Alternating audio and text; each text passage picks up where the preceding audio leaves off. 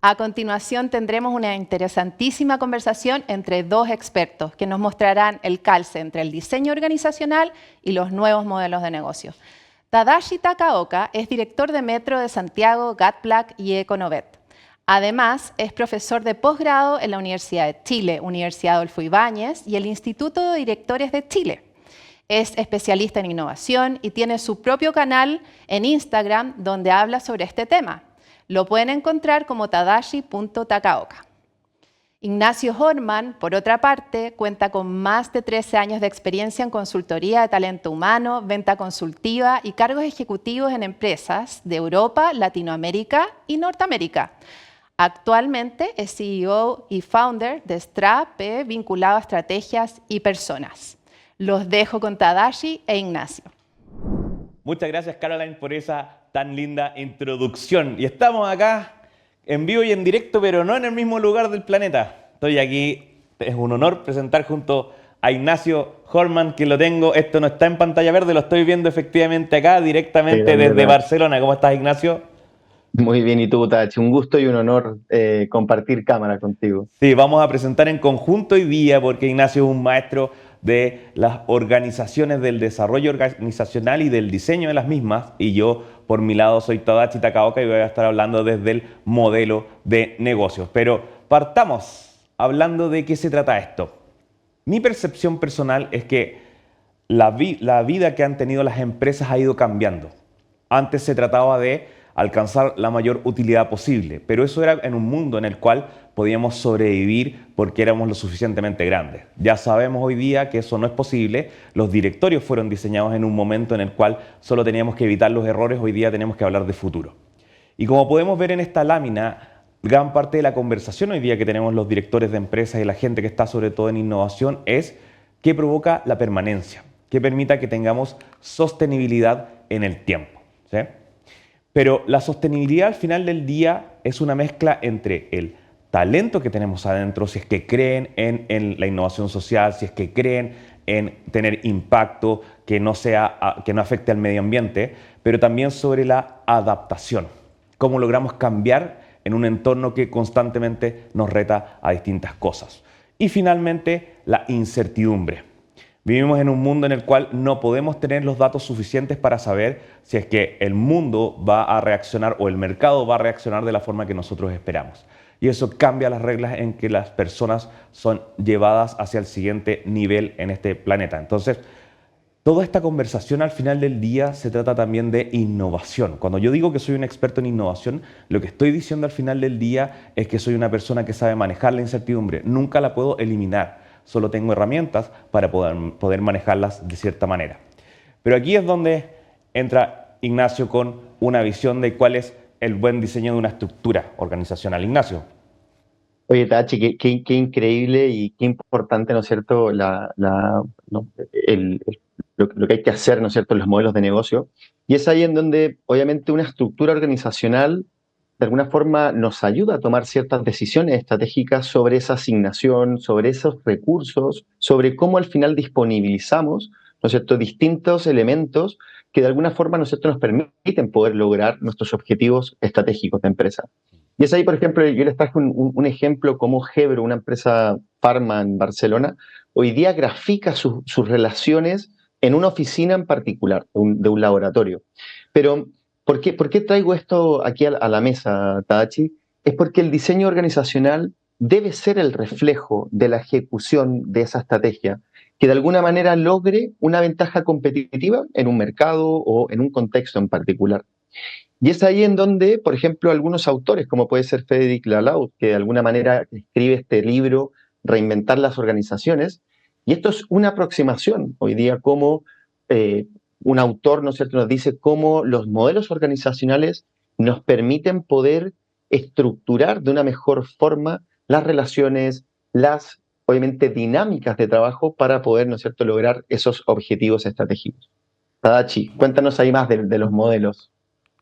Sí, mira, justamente lo que estamos viendo ahora es la lámina del modelo de negocio. La gente probablemente ya la conoce, el qué, la propuesta de valor, el quién, a quién atendemos, el cómo, el modelo operacional, la red de valor y el cuánto cuesta y cuánto ingresa. Pero justamente en este diseño que tú nombras, Ignacio, es donde hay que entender básicamente que la parte del diseño organizacional va justamente en las actividades clave y en los recursos clave. No porque uno arme una empresa y ponga dinero, efectivamente eso crea valor, sino que justamente son las actividades claves lo que arma el modelo operacional y justamente son los recursos claves lo que se convierten en capacidades. El tema está en que si no sabemos bien quién es nuestro cliente, si no lo entendemos en profundidad y no tenemos una propuesta de valor para ellos, todo el resto no tiene sentido, porque es justamente esa conexión de creación de valor la que da luces de cómo debería ser el modelo operacional y qué capacidades me faltan y cuál es el diseño que debería tener dentro de la organización.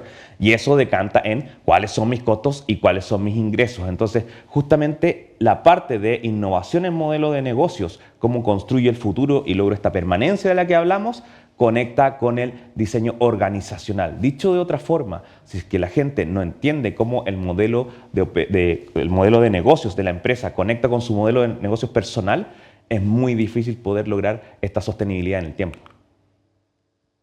Oye, Tachi, y es súper importante, ¿no es cierto?, este vínculo, como decías tú, ¿no es cierto?, en estos recursos clave. Y de alguna forma, una de las cosas que quisimos traerles es, oye, ¿cuáles son esas 9 claves que te permiten diseñar una organización? Y de alguna forma, ¿no es cierto?, 9 puntos que te podrían realmente ayudar a crear ese diseño organizacional. El primero que identificamos es: identifica cuáles son tus capacidades diferenciadoras. Mm. Y por eso decimos que esto genera realmente una ventaja competitiva. El segundo punto es: no elijas los grandes cambios ni, ¿no es cierto?, un sinnúmero de cambios. Elige pequeños que de alguna manera, ¿no es cierto?, te generen el mayor retorno o el mayor, ¿no es cierto?, impacto en la organización. Así es. El tercer punto es: no pienses que cambiando la estructura vas a resolver los problemas de negocio. Muchas veces es un habilitador, no es, ¿no es cierto?, el fin en sí, ¿no es cierto? El cuarto punto es: aprovecha al máximo tus fortalezas. Y por eso el modelo de negocio Tadachi es tremendamente importante, porque nos Mm. permite de alguna manera saber quiénes son esas fortalezas y dónde también, obviamente, poner a las personas correctas. No ejecutes, el quinto elemento, no ejecutes, sino también, ¿no es cierto?, mantén ese diseño organizacional. El sexto es: seas o como seas, ¿no es cierto?, en la organización que seas, es mucho más fácil, obviamente, ser responsable de una parte del trabajo. Y hay que tener claridad con esa parte, Mm. ¿vale? Las personas necesitamos tener claridad de qué parte o qué rol juegas. El séptimo es, obviamente, configura esas líneas y cajas con tu propósito de empresa. El 8 es: acentúa esos bloques informales. Hablábamos de las dinámicas. Es tremendamente importante crear eso. Y como 9, el punto 9 es: siempre hay fortalezas para construir esas prácticas. No utilices siempre las debilidades. Utiliza también las cosas que haces bien. Así que Buenísimo. Tadachi, ahí no sé cómo lo puedes vincular también con los modelos. Sí, oye, sabes que es muy interesante porque justamente cosas que nombraste como las personas o las capacidades que se arman en torno a ellas son partes muy importantes dentro del modelo de negocios. De hecho, la innovación nace de las necesidades, tendencias y capacidades, que es justamente lo que estabas hablando. Pero quiero hablar un poquito de cómo esto se ve en la práctica. No sé si conocen este libro, Aquí no hay reglas, No Rules en inglés, que es el libro que escribe Rick Hastings con Erin Meyer. Ahí tenemos a Rick Hastings en la foto, que son los creadores de Netflix.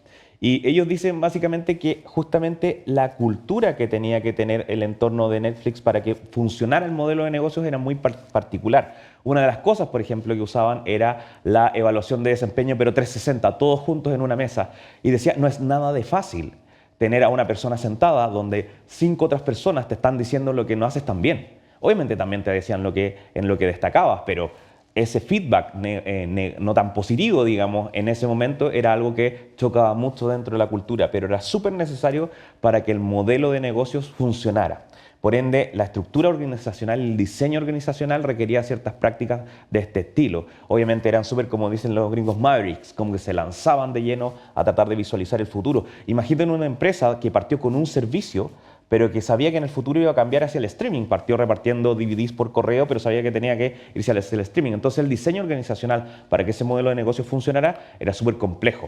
Y uno siempre saca los ejemplos y dice, oye, pero Apple tan innovador y la cultura y funciona. Y no es tan así. Hay otro libro que se llama Crea, de Tony Fadell, el que podemos ver ahí en cámara, que Tony Fadell es el creador del iPod y él también es el creador de Nest, una empresa multimillonaria, pero él cuenta la historia en el libro de cuando hizo el iPod y dice, en Apple nadie me pescaba. O sea, era un tema donde todos me decían, no me hagas perder el tiempo, nosotros hacemos computadores, ¿para qué me estás pidiendo hacer este equipo de música?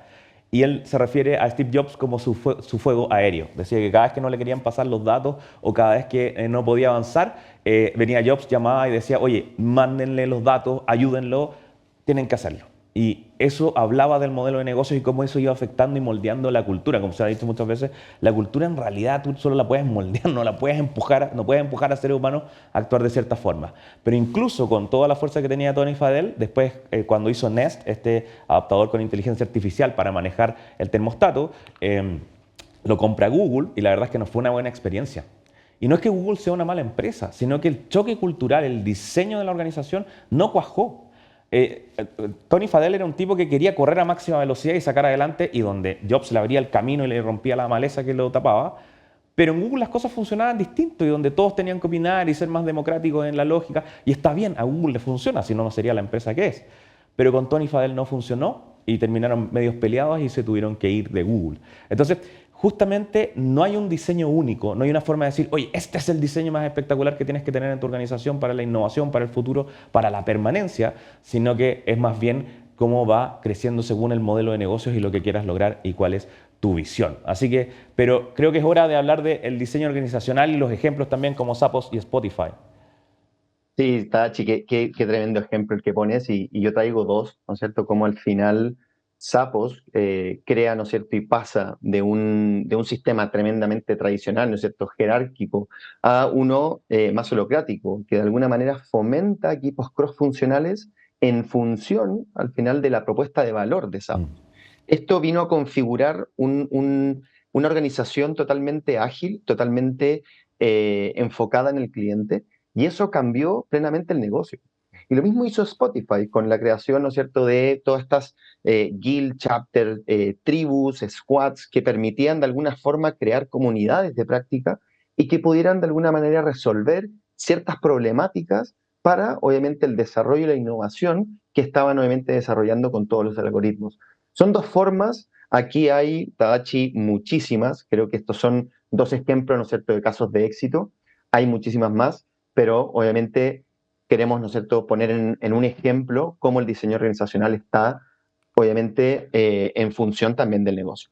Ujú. Así que, Tadachi, no sé, aquí, obviamente, tú que tienes muchísima más experiencia en todo lo que tiene que ver también con los modelos de negocio, ¿cómo podríamos realizar un cierre al final de esta presentación? Sí, no, ir comentando también en esta mirada de que justamente a la gente probablemente que nos está escuchando dice, bueno, pero ¿qué hago si no puedo cambiar la cultura de la noche a la mañana? No puedo llegar mañana y decir, oye, ahora vamos a funcionar distinto. Y efectivamente no se hace así. En las empresas se habla de un portafolio de explotación, sigues haciendo lo que estás haciendo, pero uno de exploración. ¿Cuál es el futuro? Eso sale en el libro The Invincible Company. Porque cuando miramos justamente, y si ya nos convencimos de que la estrategia es la innovación, esto es algo que es necesario entender, no es que la innovación sea parte de la estrategia, la innovación es la estrategia en este mundo cambiante y que requiere sostenibilidad, justamente es la mezcla entre un sistema de innovación y no solo el desarrollo de proyectos, es también el desarrollo de talentos en esa línea. Porque la pregunta final para las personas que nos están escuchando es, ¿cuál es tu propuesta de valor cuando trabajas en recursos humanos o en personas? ¿Qué significa que alguien sea muy bueno en recursos humanos, en el manejo de los seres humanos que hay detrás de una organización? Y no es una respuesta fácil, porque todavía yo te diría que hasta el día de hoy, sobre todo en las pymes, no se entiende bien el rol de los recursos humanos, no se entiende el rol de las personas. Y eso creo que es algo que debemos preguntarnos, ¿qué significa tu propuesta de valor como experto o experta en personas? Total, Tachi. Y una de las cosas que yo también quería acompañar este cierre es como al final, ¿no es cierto?, sabemos que las personas correctas en un lugar correcto es símbolo de productividad, ¿no es cierto? Y eso lo tenemos hiper estudiado. Pero también sabemos, Tadachi, y ahí tú eres experto en esto, que de alguna forma una buena estrategia es una serie de elecciones y priorizaciones que de alguna forma, ¿no es cierto?, están siendo especificadas, compartidas. Obviamente, sin ellas, todo lo demás es insuficiente. Podemos tener el mejor talento, el mejor equipo de trabajo, pero al final, por decisiones de negocio, por decisiones de la organización, de alguna forma, ese equipo tal vez no cuaja, no encaja. Y ahí, Tadashi, creo que el rol de cualquier CHRO, CPO, gerente de recursos humanos o como ustedes lo llamen, es obviamente un rol que tenemos que obviamente estar tras bambalinas del negocio, pero tenemos que sedimentar de alguna forma esa estructura, esa base, ayudar a los comités de dirección a crear organizaciones cada vez menos burocráticas, más lean, que de alguna forma potenciemos el talento, la toma de decisión. Ese es un rol, Tadashi, que yo invito también a todas las personas de recursos humanos a que no es fácil asumir ese rol muchas veces en los comités de dirección, pero el desafío es, tenemos que hacerlo, tenemos que poner a las personas en el centro de la toma de decisiones de los negocios y obviamente es nuestra responsabilidad. Así que Tadashi, muchísimas gracias, ha sido un gusto de verdad compartir cámara contigo y aprender también de un crack como eres. Igualmente, Ignacio, tremendo mensaje. Muchas gracias por la presentación y felices de haber estado con ustedes. Tadashi, un abrazo para allá. Un abrazo. Chao, chao.